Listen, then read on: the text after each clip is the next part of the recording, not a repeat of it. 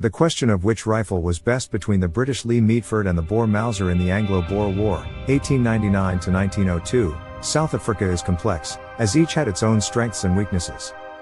Mauser, primarily the model 1895, the 7x57 Mauser cartridge had a higher muzzle velocity and a flatter trajectory than the .303 British round used in the Lee Metford. This gave the Boers an advantage in terms of range and accuracy at longer distances, which was crucial in the open veldt.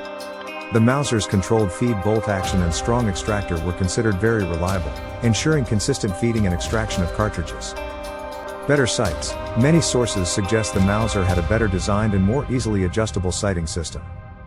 The standard Mauser held only 5 rounds in its internal magazine, compared to the Lee Metford's 8 or 10 rounds. Lee Metford, and later Lee Enfield variants used in the war. The Lee Metford initially had an 8-round magazine, which was later increased to 10 rounds in some versions. This gave British soldiers a higher volume of fire before needing to reload.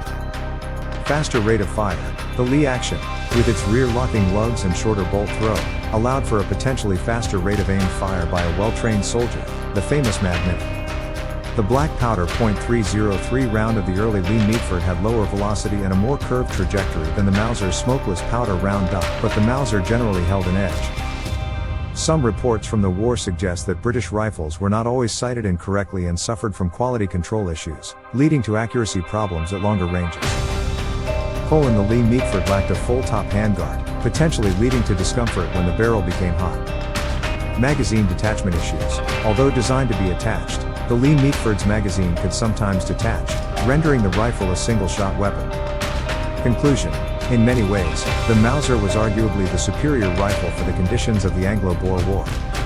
The Boers, often skilled marksmen fighting on familiar terrain at longer ranges, benefited significantly from the Mauser's flatter trajectory, greater accuracy, and reliable feeding. The ability to quickly reload with stripper clips was also advantageous in sustained firefights.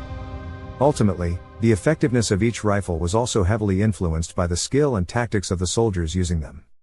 The Boers' marksmanship and understanding of the terrain often allowed them to maximize the Mauser's advantages.